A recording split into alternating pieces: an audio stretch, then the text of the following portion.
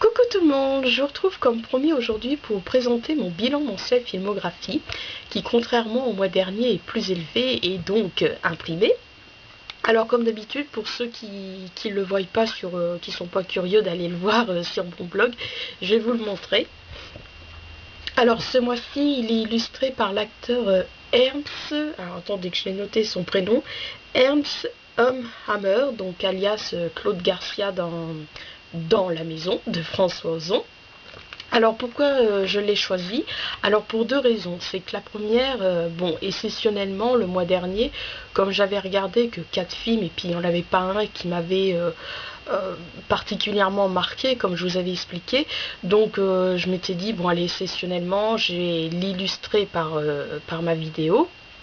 Et j'avais noté donc les 4 titres sur un carnet, mais là je me disais non, il y a trop de films, j'en ai regardé 11 ce mois-ci, tout ça, donc je me disais bon, je vais attendre encore un petit peu tout ça, et puis finalement inconsciemment, comme je me suis aperçue que j'arrêtais pas de penser à ce film de François Ozon, notamment il m'a comment dire, il m'a remotivé pour reprendre l'écriture de ma nouvelle, tout ça, je me suis dit bon allez, je vais l'illustrer par ce film.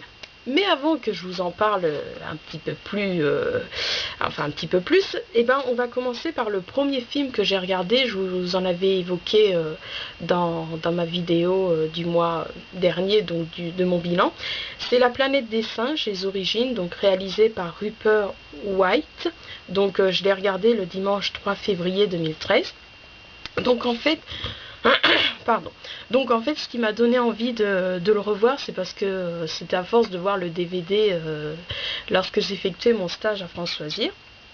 Donc Rick Jaffa et Amanda Silver proposant une histoire assez intéressante, cela m'a permis de passer un agréable moment, enfin j'avoue du moins les 50 premières minutes, car par la suite je l'ai trouvé quelque peu long. Enfin bon, j'estime que les chimpanzés sont vraiment bien faits et ces derniers se révèlent attachants, mais sinon en ce qui concerne les êtres humains, pardon, seul James Franco est attachant contrairement au personnage de Frida Pinto que je juge superflu. Ensuite, donc le même soir, j'hésitais à me le revoir, mais bon, j'avais tellement passé un bon dimanche que je me suis dit, bon allez, je vais le conclure en me regardant Shutter Island, donc réalisé par Martin Scorsese.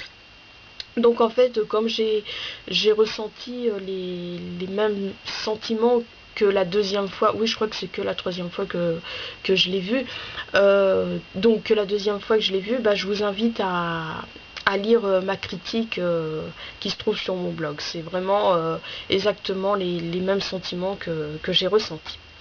Ensuite, le mardi 5 février, j'ai regardé Superstar, donc réalisé par Xavier Giannoli. Pareil, je vous l'avais évoqué dans ma vidéo précédente de mon bilan. Donc pareil, je vous invite à lire ma critique sur mon blog. Ensuite, le samedi 9 février, j'ai regardé Ash Wednesday, le mercredi décembre, donc réalisé par Edward Burns. Donc oui, parce que depuis quelques temps j'avais envie de me revoir des films avec Elijah Wood. Bon, certes l'histoire ne casse pas trois pattes à un canard, j'aime bien cette expression.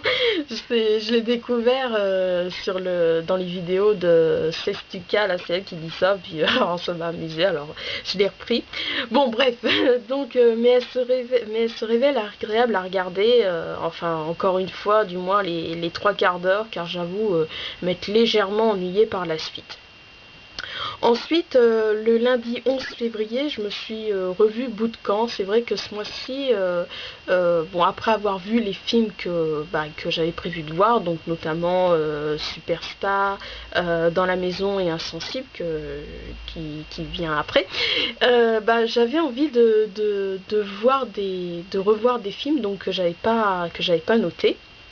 Alors malheureusement j'en ai vu 2 ce mois-ci, donc Bout de Camp, et voilà quoi, je l'ai trouvé vide, sans intérêt, ennuyant, malgré qu'il y a des moments assez forts, mais voilà. Ensuite, le vendredi 15 février, je me suis regardé La Cité de la Peur. Donc j'ai trouvé que le scénario était bien ficelé. C'est vrai que bon, je l'avais déjà vu, hein, bien sûr, mais voilà, des fois, avec les années, on a un œil différent, tout ça. Donc j'ai trouvé que son scénario était bien ficelé, les situations cocasses et autres jeux de mots, a fait que j'ai passé un sympathique moment à le regarder. Ensuite, nous arrivons donc au fameux film de François Ozon, Dans la maison.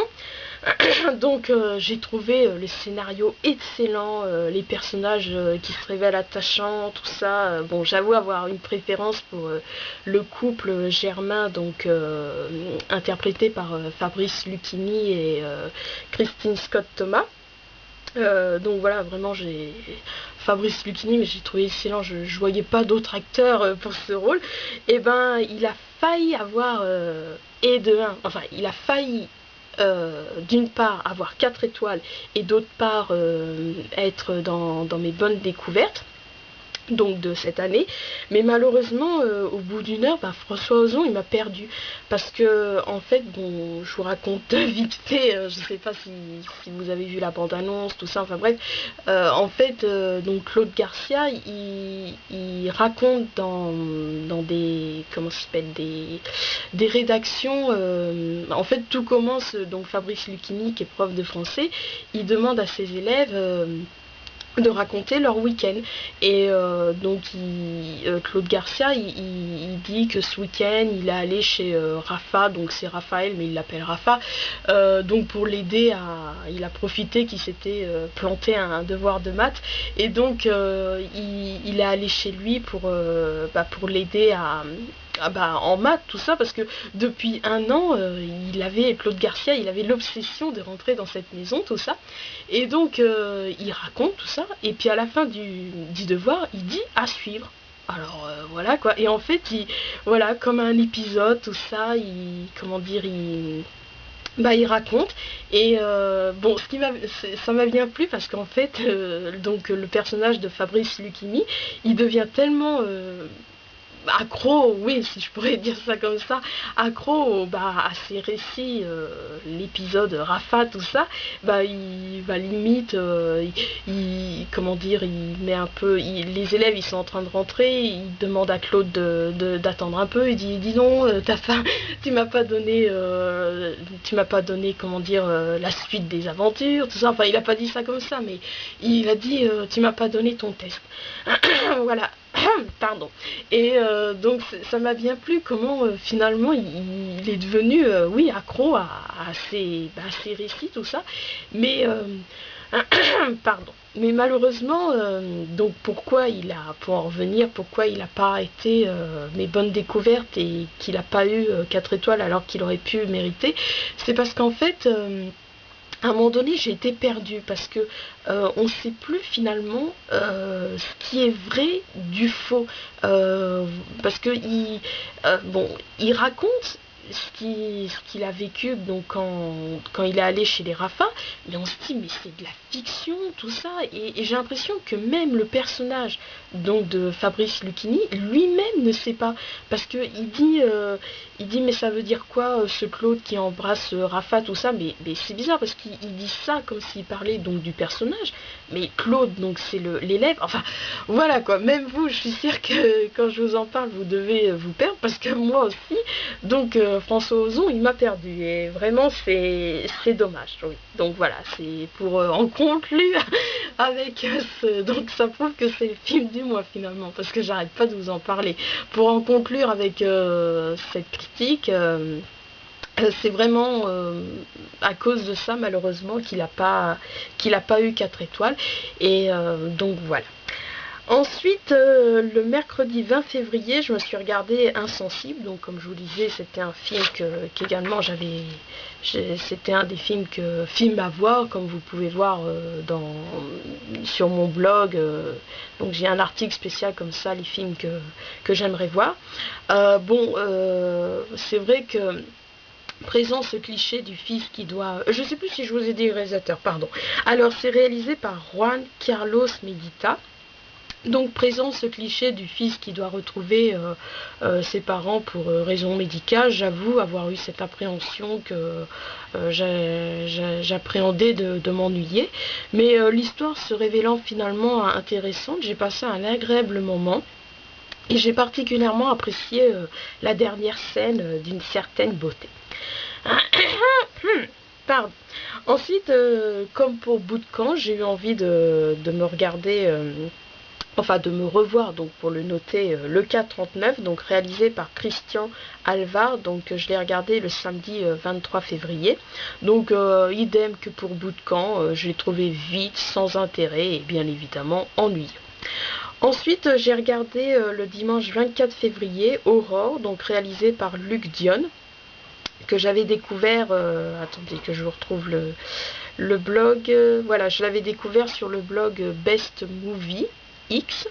Bon, certes, je suis pas insensible aux scènes de maltraitance, mais voilà, je l'ai trouvé qui manquait de profondeur et donc ce qui fait que je me suis légèrement ennuyée.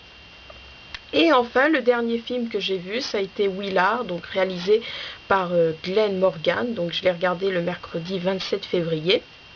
Donc je l'ai regardé en guise d'occupation parce que voilà, comme je vous dis, ça me disait rien finalement suite aux 2 déceptions. J'avais plus envie de me revoir des films pour, enfin de me revoir des films pour les noter.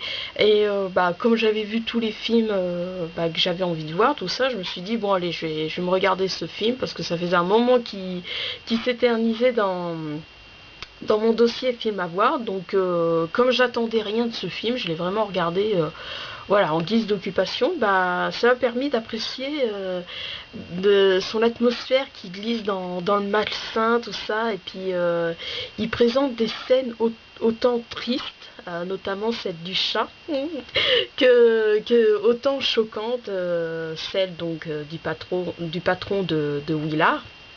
Bon, je vous raconte pas comment dire, je vous précise pas, hein, parce que comme certains disent pour les livres, je vais pas vous spoiler, c'est au cas où vous voulez le voir, tout ça.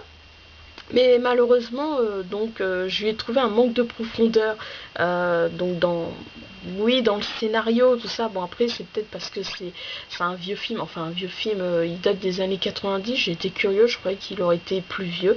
Enfin bref, oui, je lui ai trouvé un manque de profondeur et le fait qu'il devienne légèrement long au bout d'une heure, cela a été décisif pour sa note.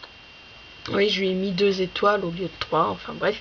Et en fait, en conclusion, j'estime que Crispin Glover, alias George McFly dans Retour à la futur, c'est lui qui porte le film sur ses épaules.